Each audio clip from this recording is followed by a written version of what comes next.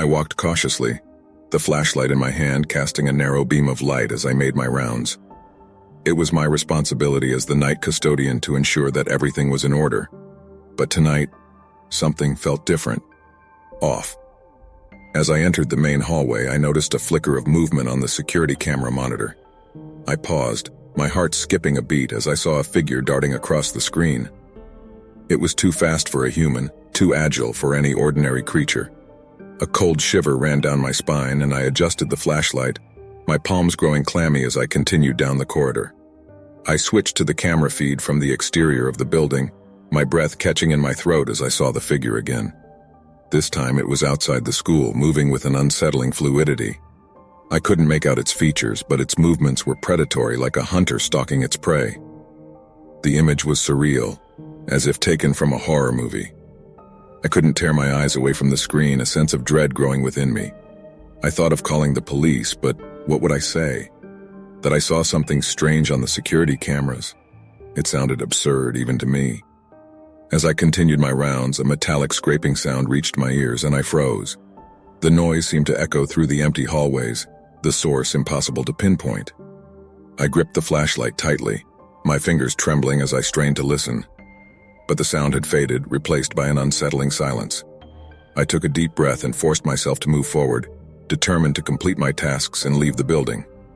But as I turned the corner, I caught sight of something that sent a chill down my spine. The janitor's closet door was open, the mop and broom strewn on the floor as if they had been discarded in a hurry. I approached cautiously, my heart pounding, and shone the flashlight inside. The closet was empty, but something caught my eye. A streak of dark liquid on the floor, leading away from the closet and down the hall. My stomach churned as I followed the trail, the flashlight beam illuminating the ominous path. The trail of liquid led to the cafeteria, its double doors slightly ajar. I hesitated for a moment, my mind racing with 1,000 possibilities. With a deep breath, I pushed the doors open, the beam of light revealing a scene that froze me in place. The cafeteria tables had been knocked over, their metal legs bent and twisted. And in the center of the room, a figure crouched over something, a hunched, shadowy silhouette, its form contorted in an unnatural posture. My heart raced as I approached cautiously, my flashlight trembling in my hand. As the beam of light fell upon the figure, I recoiled in horror. It was not a creature. It was a person, hunched over the lifeless body of the school's gardener. Blood stained the floor around them, and the figure seemed to be tearing at the body with its bare hands as if feeding on it. I stumbled backwards, my mind struggling to process what I was seeing. The figure's head snapped up, its eyes locking onto mine with a malevolent intensity. The face was twisted, the eyes hollow and devoid of humanity. It let out a guttural growl, the sound echoing through the cafeteria. Terror surged through me, and I turned to flee, my footsteps echoing in the empty hallway. Behind me, the figure's growls grew louder, its footsteps echoing mine. I sprinted through the halls, my heart pounding, the echoes of the creature's pursuit driving me forward. I burst through the school's entrance, the cold night air hitting me like a slap in the face. I didn't stop running until I was outside the school's gates, my breath ragged as I leaned against a lamppost. I dared a glance back, half expecting to see the figure emerging from the darkness. But there was nothing, just the empty school building, the night still and silent. I reached for my phone and dialed 911, my voice shaky as I recounted what I had witnessed. The dispatcher assured me that officers were on their way, urging me to stay put until they arrived. As I waited, my mind raced with disbelief. I had seen something that defied explanation, something that seemed to belong to the realm of nightmares.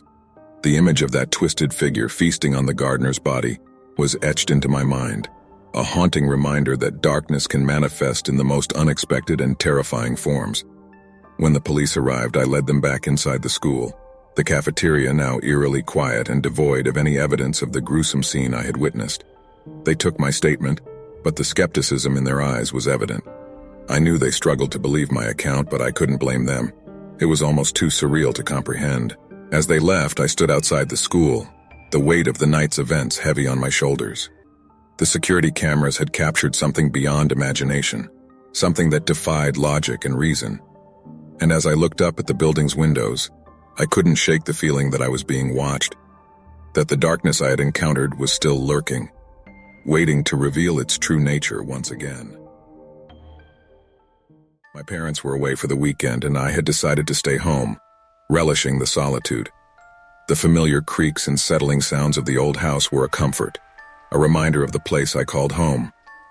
I glanced at the bank of screens displaying live feeds from the security cameras placed strategically around the property. It was a habit my parents had instilled in me, a way to ensure safety in an uncertain world. But as I watched, a flicker of movement on one of the screens caught my attention. At first, I dismissed it as a trick of the light or a glitch in the system. But then it happened again. A shadowy figure darted across the frame, almost too fast for the camera to capture. My heart skipped a beat and I leaned closer, my eyes narrowing as I tried to make sense of what I had just seen. I switched to another camera feed, the hairs on the back of my neck standing on end as I watched the same figure appear, this time on a different screen. It moved with an unnatural grace, its form fluid and almost translucent. Panic gripped me as I realized that whatever it was inside the house. My fingers fumbled for the phone, and I dialed the number for the local police. As I recounted what I had seen, the operator's voice was soothing, a lifeline in the midst of my rising fear. She assured me that an officer would be dispatched to my location, urging me to stay on the line until help arrived. With the phone pressed to my ear, I continued to watch the screens, the figure darting from one camera's view to another. It was as if it was taunting me, playing a sinister game that I couldn't comprehend. The minutes ticked by, each second an eternity as I waited for the police to arrive. A loud crash echoed from the kitchen, the sound of shattering glass cutting through the silence.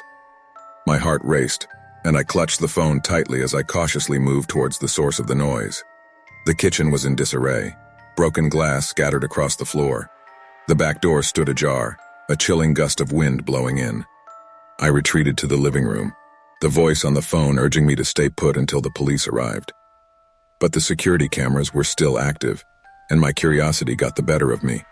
I switched to the camera positioned near the back door, my breath catching as I saw the figure again, standing just beyond the threshold.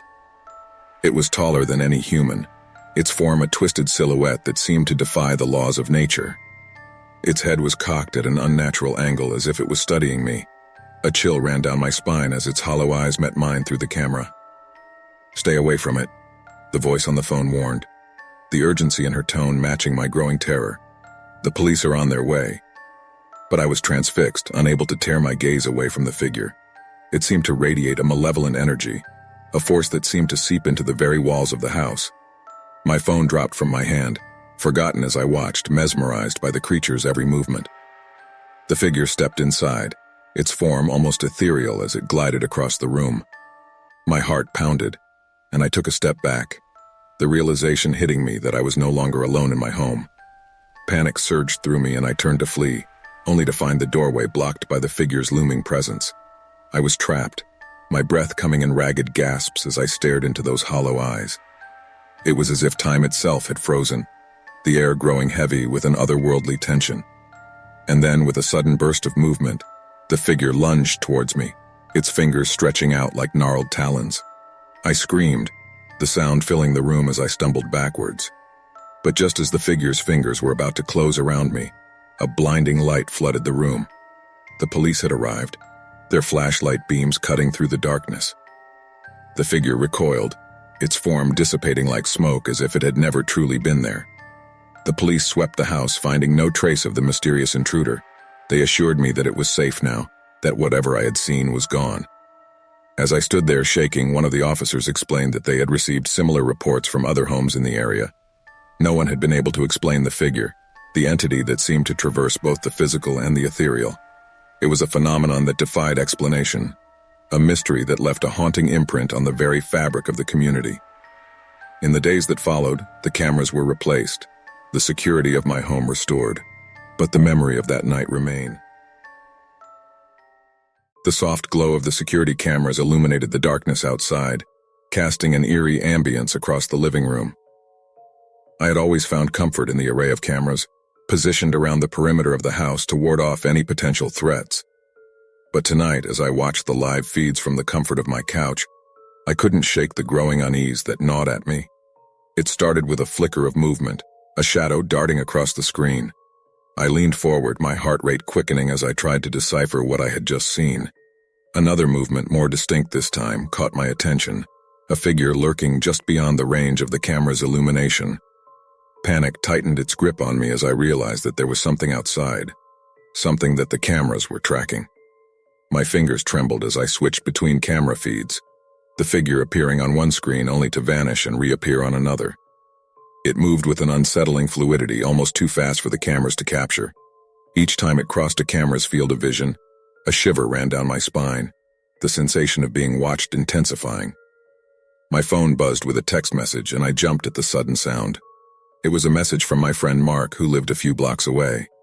He mentioned hearing strange noises outside his house, like something scratching at his windows. I felt a chill crawl up my spine, my own fear mirrored in his words. "I'm seeing something weird on my security cameras too," I replied, typing with shaky fingers. As I awaited his response, I continued to watch the feeds, the figure's movements growing more erratic.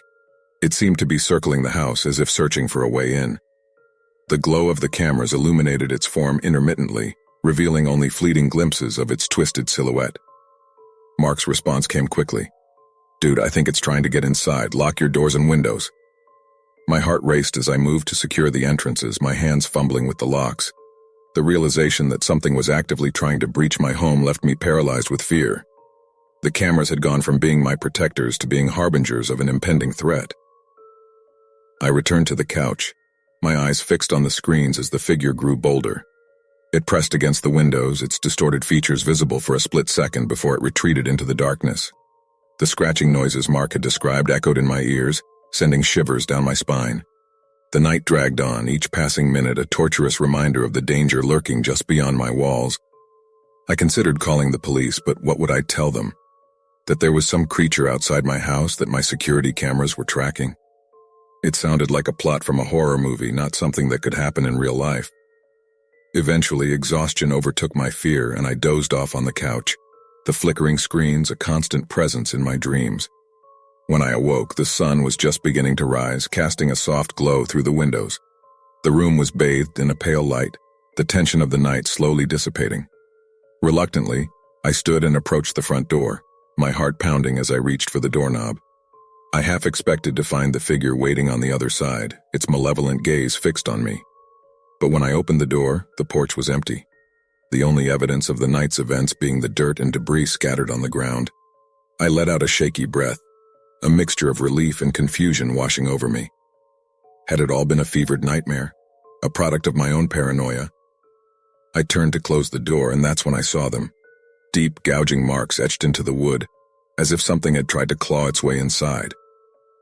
A cold sweat broke out across my skin as I stared at the marks, the reality of the situation sinking in. The threat had been real, and whatever it was, it had come dangerously close to breaching my home. My hands trembled as I reached for my phone, my fingers flying over the keys as I typed a message to Mark. "You were right. Something was outside my house last night. It left marks on my door." His response was almost immediate. "I told you. We need to figure out what this is and how to stop it." As I looked at the marks on the door, a determination surged within me. I couldn't ignore this threat, couldn't pretend it was just a figment of my imagination. I needed to uncover the truth behind the mysterious figure that had plagued my night, and I was willing to do whatever it took to ensure my home's safety. The security cameras, once a source of comfort, had become a haunting reminder of the darkness that lurked just beyond my walls. As I surveyed the damage and listened to Mark's words of urgency, I knew that the events of the night had changed something within me. I was no longer a passive observer. I was determined to confront the unknown and uncover the secrets that lay hidden in the shadows.